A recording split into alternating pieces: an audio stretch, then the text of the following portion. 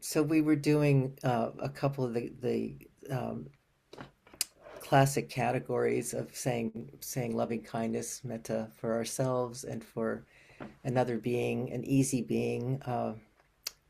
It gets often gets referred to, translated as a benefactor, like somebody who's been of great help for us. That's easy to love. Um, so that's another part of that category uh, that might help with just when you want to build a fire, you start with the little sticks that are easy to light on fire, and you don't like slam on the big logs and the wet logs, right? So the other categories, that get more challenging, up to difficult beings in our life. Yeah, we build this capacity and this familiarity, and the ease to fall into this state. We build that, with the little kindling of ourselves. It can be sometimes a challenge to extend kindness to ourselves, but so important uh, for working with any of the other categories. Yeah, and then easy beings, those who have extended love to us, or for me, that if I want to get a smile, I want to get it going. I have a great niece who, when she was about 3.5 or something, I called my niece, and I was talking to her, and my great niece said, asked who was on the phone, and my niece told her, "Oh, it's Aunt Kitty," and she said, "Oh, is there an Aunt Puppy?" So anytime I want to get the juices going, I can always think of little Claire saying, "Is there an Aunt Puppy?" You may have a few things like that, or more than a few in your life, that just bring a smile. So just, having an eye out for those things, like what does that for us in our lives, and just kind of making a point of collecting them for ourselves a little bit, so that we always know, there's a wealth there. So yeah, ourselves, and a benefactor or an easy being, and then a neutral person, like the checker at the grocery store, or the person who delivers the mail, or just somebody that you have some familiarity with, but you really don't know much about. So a neutral person, and then a difficult person. So building up to those bigger wet logs. And basically we've been doing this all our lives. Like, when we were little, when we were infants, there were people like that felt really good for us to be around, and others who just felt like, oh, they rubbed me a little wrong. Um, and then we went off to school, and there were the kids that we felt like, oh, they're my best buddy, and there were the kids that are like, I don't want to pay any attention to them, and the ones that are like, yeah, I don't like them, right? We've been everywhere we've gone, we've always been doing this underneath, like we have these categories in us. So yeah, just even noticing that, noticing where people fall, and who are the people that maybe we're around them when we know them, but we kind of screen them out, that like they're among the neutral people. Um, they're neither pleasant nor unpleasant. So noticing, it's easier to notice the like, don't like, but also noticing that neutral sense. So yeah, and then the categories that I was offering are also classic categories of, first the first one being safety, and the second one being emotional and mental well-being, and then the physical well-being, and then a sense of uh, life unfolding with ease in some way. So yeah, I like the description of metta, of loving kindness, being unstoppable friendliness, that it just radiates out, just everywhere, um, without picking and choosing. That there's just a, I don't want to say flood, because floods have quite a connotation just now, but yeah, just an easy flow of, something that's unstoppable. And, in fact, every thought we have is planting a seed, or it's watering a seed. That's what Thich Nhat Hanh would say, like that we're always watering a seed. So we're either watering the seed of aversion, or we're watering the seed of kindness. I mean, those aren't the only two, but it's basically the same things that happened to the Buddha on his night of awakening.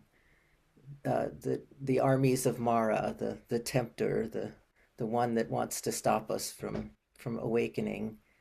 The first category was all the sensual desire, sending, you know, uh, dancing women and fancy food and whatever distilled or fermented beverage was in back then. Just all the ideas of all of these things that he would want, um, and he got through that. Said, "I see you, Mara," and then sending all the things of that he'd have aversions to and be afraid of snakes and spears and armies and all those kinds of things. And then the last one being doubt, like, who are you to awaken? And the Buddha reached down and touched the earth, and the earth is my witness. Like he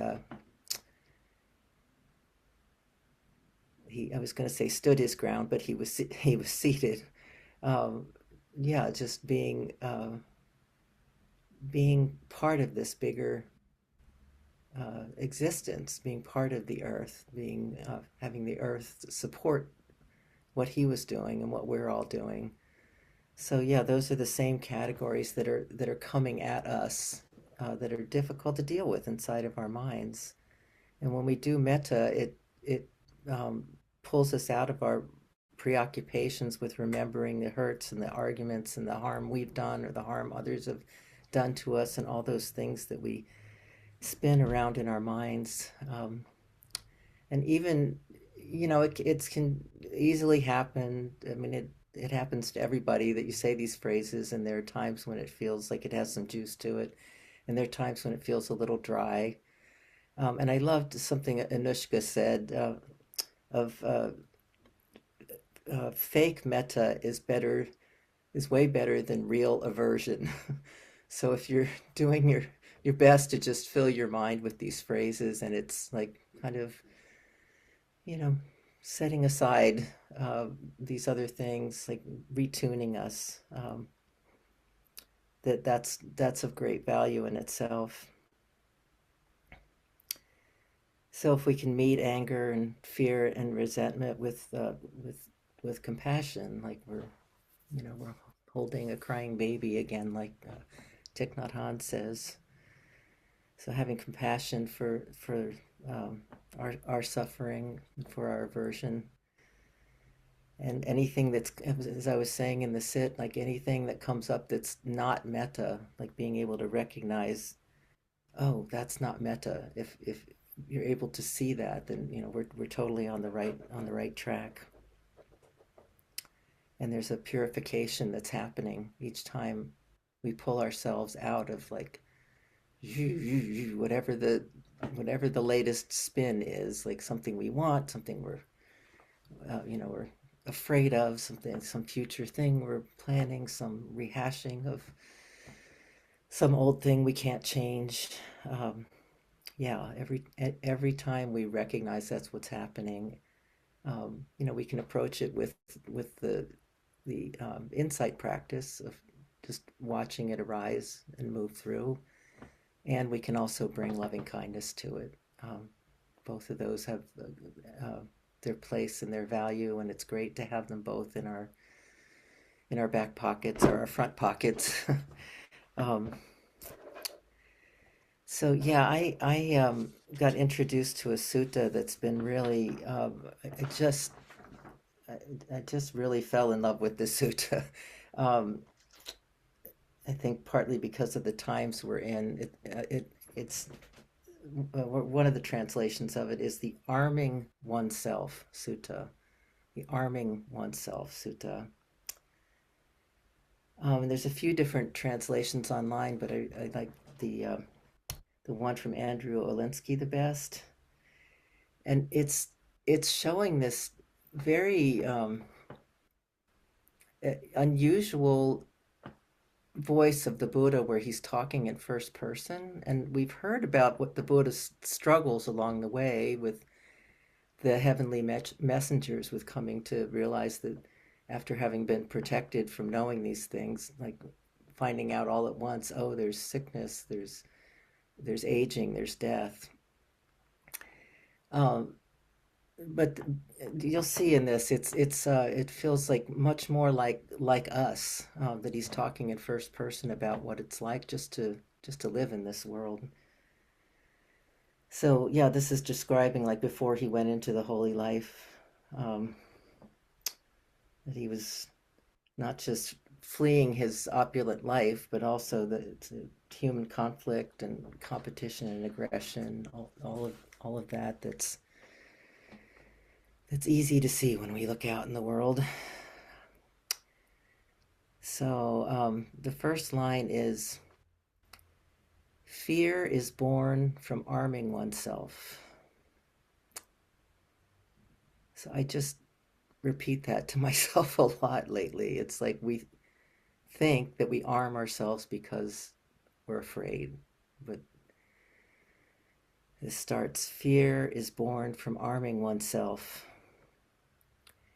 Just see how many people fight. I'll tell you about the dreadful fear that caused me to shake all over. Seeing creatures flopping around like fish in water too shallow, so hostile to one another. Seeing this, I became afraid. This world completely lacks essence. It trembles in all directions. I longed to find myself a place unscathed, but I could not see it. Seeing people locked in conflict, I became completely distraught. But then I discerned here a thorn, hard to see, lodged deep in the heart.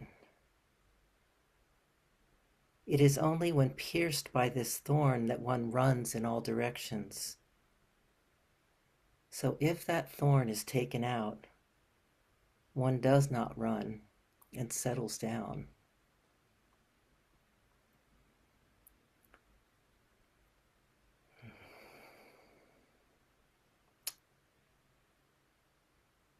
So yeah, just that sense that we have, of that it's something out there needs to change in order for us to feel okay.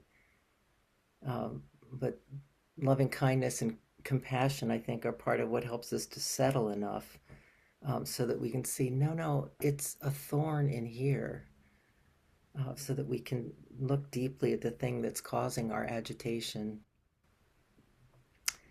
and all of our arming activities of the mind that keep us spinning and blaming and arguing and numbing. Um, yeah, so that practicing of metta just helps us see, oh, oh, this is not metta. This is like so central to my practice nowadays. Just saying to myself, whatever's coming up, whether I'm doing metta practice or I'm not doing metta practice, I might just be doing insight practice, that seeing myself start to spin on something and just saying, that's not metta, it has become really central for me, in recent practice. So yeah, just this little by little by little purification process of catching all of those things that are, uh, I'm just looking for the lines, that are, it's he's saying in this, seeing what's going on in the world around us that seems scary. I became completely distraught. Um, but then I discerned here a thorn, hard to see, lodged deep in the heart. It is only when pierced by this thorn that one runs in all directions. So if that thorn is taken out, one does not run and settles down. So yeah, that process of doing insight practice, doing metta practice, uh, calms us enough so we can see where is that in me? What is that in me? How can I take the thorn out of here instead of like looking out there for a correction? Oh, I heard that one of the translations in Tibetan practice for tanha, it's usually translated as unslakable thirst. The in the Four Noble Truths, there's suffering and there's a cause of suffering, and it's tanha, this unslakable thirst. Um, I heard that one of the ways this is talked about in Tibetan practice is the urge to correct.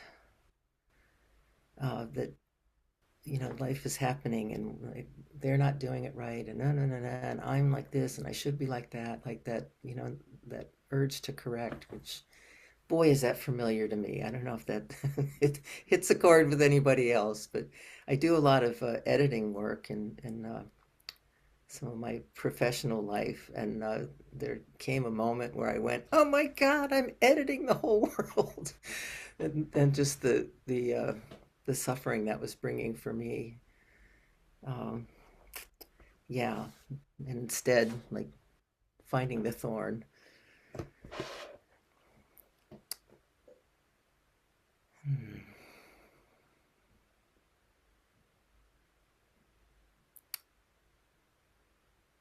Yeah, and just sitting, we have all these behaviors and habits of mind that have been reinforced, and we sit and we face them. They come up. So we see all our habits of mind, and we're just kind of thawing out those reinforced behaviors and being okay with what's actually happening. So yeah, noticing any moments in there, of course we will see the things where it's like that's not metta, but also we'll see those tiny moments of, oh, I actually do have some contentment right this moment. I actually do have some ease right this moment. So just the capacity to notice any presence of those things, and they're like, little pearls that start to string themselves together. The more we notice them, the more they return, the more apparent they become to us. So those phrases that we're wishing in our metta practice become more true. And yeah, it's all part of that not running and settling down that's being talked about in the sutta. I just the whole description of watching what's awful in the world, seeing creatures flopping around like fish in water too shallow, so hostile to one another. Seeing this, I became afraid. This world completely lacks essence. It trembles in all directions. I longed to find myself a place unscathed, but I could not see it. Seeing people locked in conflict, I became completely distraught. I I just was so like, wow, with this sutta, like this is so like what we're going through now, and just knowing that's what the Buddha was looking out at too, that's part of what he was overcoming in his awakening.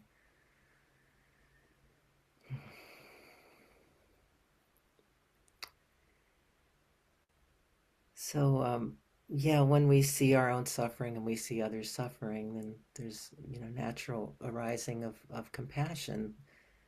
Just like, oh, I care, I care about this.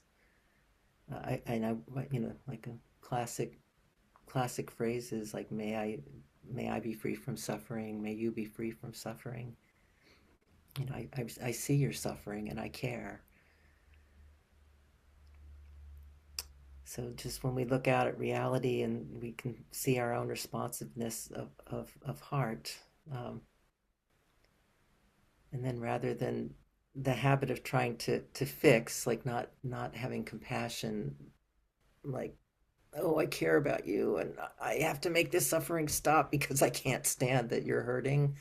Um, that takes us away from what it's about. Um, that isn't taking the thorn out of our own heart. So yeah, there were some phrases I learned with doing Kuan Yin practice, the goddess of compassion, doing Kuan Yin practice with Kittisaro and Tanisra, a couple of our very beloved teachers in our Sangha over the years. Just the phrase, but even in the morning, before anything is happening, before life has started to unfold, may I have the courage and compassion to bear with what I must bear. So knowing, the first noble truth, there's stuff's going to happen, stuff's going to be challenging. Uh, yeah, and just that being able to bear these things with an open heart is a lot of what compassion is about. So seeing the suffering and then being able to let go of anything else that doesn't need to be here, any other I have to fix this sort of feeling. Um, there's the concept of the two wings of compassion and wisdom. Um, when I first, my well, for Paul and for me, this we go way back with this being like our home sangha, uh, and some other folks that are online too. I don't know if anybody was around long enough to know this guy Greg, who I don't know if this is the PC way to say this nowadays, but he had what we generally call a birth defect. I don't know if there's another phrase for that, but he had one arm that was somewhat functional. Like he had part of, it was a more normal arm with part of a hand on it, and the other was just not functional at all. Just this very small um, thing, arm that wasn't like the rest of us. And there was a day when when the compassion was being, was the subject that Eugene was teaching.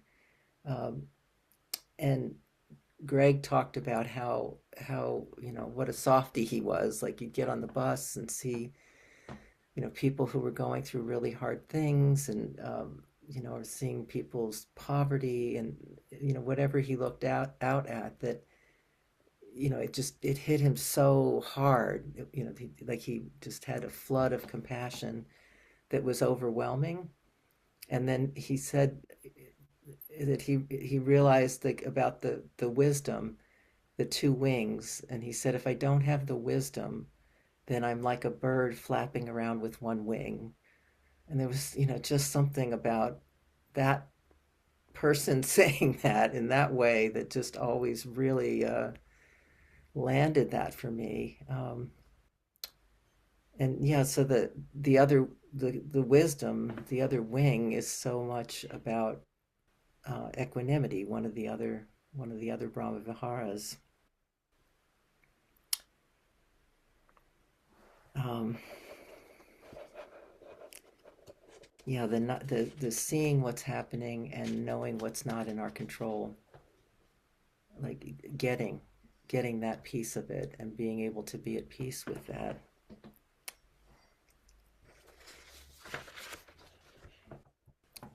Um, so yeah, some of the classic phrases for that: may my heart be at ease with the changing circumstances of life. Or for others, I care about you and I'm powerless to end your suffering. Or some of the classic things that get chanted by the monks and nuns in the monastery: each being is heir to their own karma, not subject to my wishing and wanting. Yeah, just the sense that everyone's on their own journey, and like I can say, I wish you happiness, but I can't make your choices for you. especially obvious for people who are parents as their kids move out into the world. It's just a huge challenging part of letting that go more and more, having more equanimity with letting this being that you raised up make their own choices, take their own steps.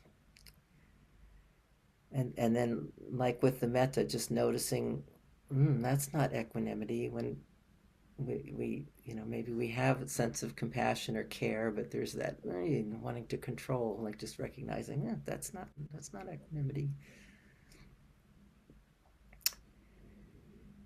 Mm-hmm. And then the fourth Brahma Vihara gets translated as sympathetic joy, usually, or appreciative joy. So being happy when other people are happy, um, gladness. I like the word gladness. So when something good happens to for somebody else, there may be various reasons why we might be begrudging toward that person having their happiness, or we might be envious of them having their happiness, and so seeing that, it's like, oh, that's not gladness, that's not sympathetic joy. Just recognizing when that um, happens to us. And yeah, some of the formal phrases, like one that gets chanted in the monastery, uh, may we not be parted from the good fortune, or may you not be parted from the good fortune you have attained. Um, so yeah, just a thing to watch for when good things are happening for other people. Just watching our own reaction, a really great edge of practice. And then just hearing from a few teachers that like had like a whole other take on this, that it just like was such a revelation to me, especially Tuare Sala at Spirit Rock.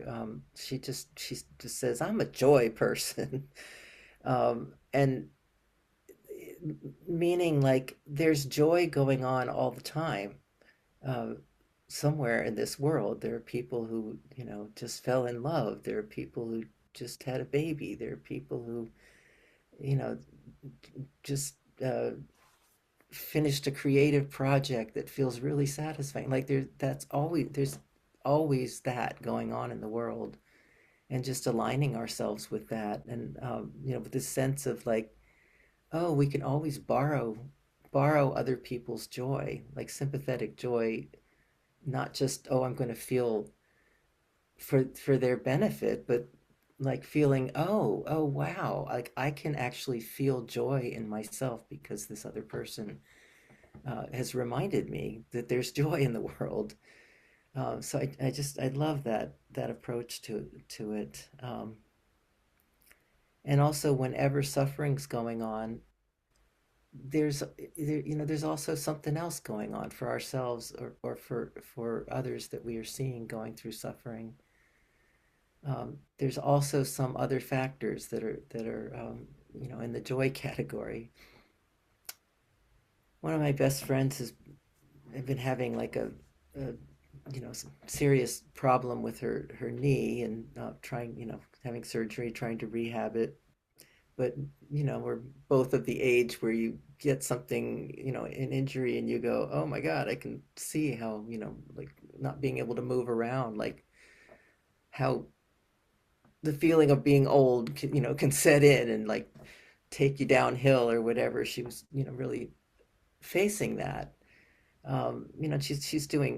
She's slowly getting better now, but in the worst of that, like, she planned a trip that she'd always wanted to do, to take the train across Canada.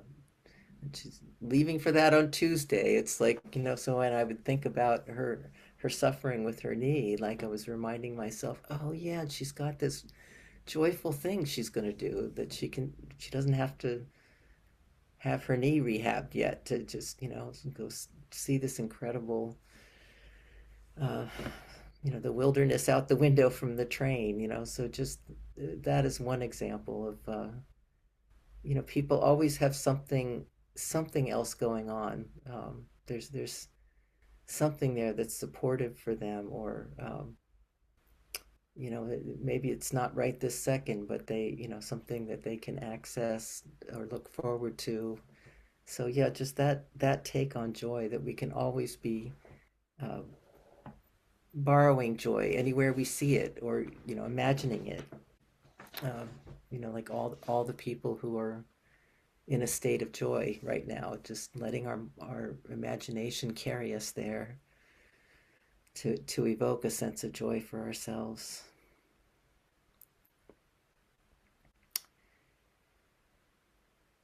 Um, yeah, and I'll just say one more thing here about dealing with difficult beings, that I'm sure we all have, like, you know, people we could nominate really easily that feel like that to us. Um, and as I was saying about the starting with the kindling, and you don't have to hurry at all to put on big logs or to put on wet logs. Just working with people that we basically have, a decent relationship with, but there's something that's a little complicated or a little hard, or something happened. It's a really great place, I find, to start with, with this category of difficult being, um, like in bumping into, um, I've heard forgiveness referred to as the fifth honorary Brahma Vihara. Um, like as you do metta for somebody there is a little bit of that. There's a little bit of something. Um, yeah, the sense of forgiveness. I'm not sure if these were ever. I don't think these were ever part of the suttas or whatever. But there's definitely practices offered in our tradition that there are phrases for whatever harm you may have done knowingly or unknowingly. I forgive you, or if that's too hard, I have the intention to forgive you. Like knowing, oh, I want to take that thorn out of my heart. And for whatever harm I have done to you, knowingly or unknowingly, may you forgive me. Um, and then for ourselves, whatever harm I've done, knowingly or unknowingly, may I forgive myself. Like that, practicing with easy, difficult beings, people we care about easily, but there's some things there, like that will kind of automatically come up, and forgiveness as part of the process of working through those things, and as a way to sneak up on. I get surprised after doing a lot of this practice that sometimes I watch the news and see people that are doing really, really, really not good things in the world, and I I feel surprised, like, wow, I don't hate them, um, that this stuff sneaks up on you over time. I mean, I have my moments of big aversion for sure, but I have more moments of being surprised that I'm not having hatred as a response. Um, and it's not because I sit around spending a lot of time sending metta to the people that seem to be causing the most harm in the world, from where I sit, from where I look out. I don't sit and formally do the phrases, but doing all these other versions. Yeah, what a relief to not have that thorn in my heart when I see these things are happening. They're not good. I have compassion for whoever's being harmed. I may even have compassion for the, the ignorance and, terrible karma of the people doing the harm. And that's, like I say, that's not always there, but it really surprises me how often that is there. And, for me personally, the holding it with like, oh, I can't change this. The equanimity part, is personally my biggest challenge. I mean, I know people have different edges. That's sort of the hardest thorn for me to take out. And you may find, maybe some of these are really easy for you. Like I have friends that I go, oh my God, they are such a metta person. Like they're just friendly everywhere they go. Or, wow, that person's really a compassion person. They just have such an open heart when they see suffering. So you may notice there's, there may be something that, or a couple of them that are much easier for you, and ones that are more, um, just something to keep an eye on and learn from, and have them be part of this process of, gradually, little by little, purifying our own hearts, taking out that thorn. So I will stop there, and well, let me just end with reading again these lines from the Metta Sutta as our way to dedicate the merit of our practice. Wishing in gladness and in safety, may all beings be at ease. Whatever living beings there may be, whether they are weak or strong, omitting none, the great or the mighty, medium, short or small, the seen and the unseen, those living near and far away, those born and to be born. May all beings be at ease. Let none deceive another or despise any being in any state. Let none through anger or ill will wish harm upon another. May it be so.